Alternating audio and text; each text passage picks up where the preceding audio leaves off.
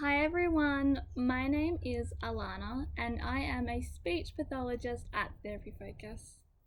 I'm currently working from home, as you can see, due to the coronavirus, and although it is a really tough time right now for all of us, therapy and teaching our children is still so important. So, I have made a easy to follow language program for you all.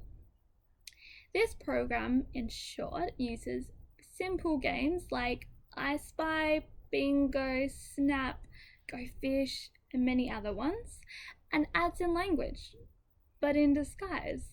So, how does it work? Grab the program and I'll walk you through it. When you look at the program, you will see that there's 4 different activities. Under each activity, you'll find the resources that you will need. But don't stress, all the resources can be found around the house and if not, are easily made. Under the resources, you'll find the instructions on how to play the game. But before you go playing the game, please read the tip box. This is the most important part. This is where you'll find out how to teach, but in disguise. And don't stress and don't worry if you make a mistake or can't remember those tips. That's why I'm using those really basic familiar games. So all you need to do is learn those tips and those strategies. Who can benefit from this program? Well, basically everyone. The secret is anyone can learn from these activities. Parents just need to adjust the task a little bit to suit their kids' language skills. I'll give you an example.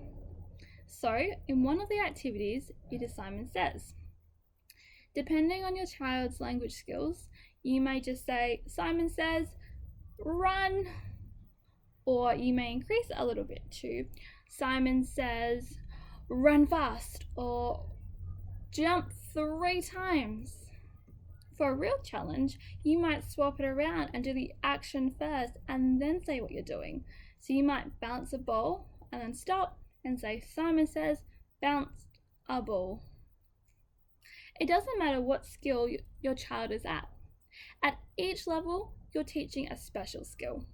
For the first example I gave you, Simon says, run, you're teaching action words, so verbs. So you can use things like jump, skip, run, throw, dive, sit, fall, all really important for sentence structure.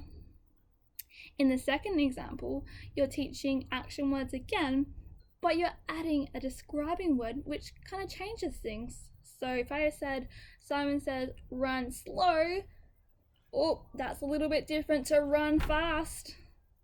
Again, really important for sentences. And the third example, you're teaching past tense. So rather than saying bouncing, you said bounced. You can also include things like threw for throwing, climbed, climbing. It's really important that we don't focus on what level the kid's at, but you focus on just expanding that knowledge. So expanding action words, expanding knowledge of past tense or describing words. And don't worry, you don't need to think in those tip boxes, I've written lots and lots of examples. This program works especially well when there's actually more than one kid. So get the whole family involved, all the siblings, mum and dad. It's going to be great. So this program really kind of facilitates that bonding time with your kids during this really hard time, but also brings in that language without them knowing. So it's basically a whole family approach, and I hope you guys really enjoy it. Thanks. See you later.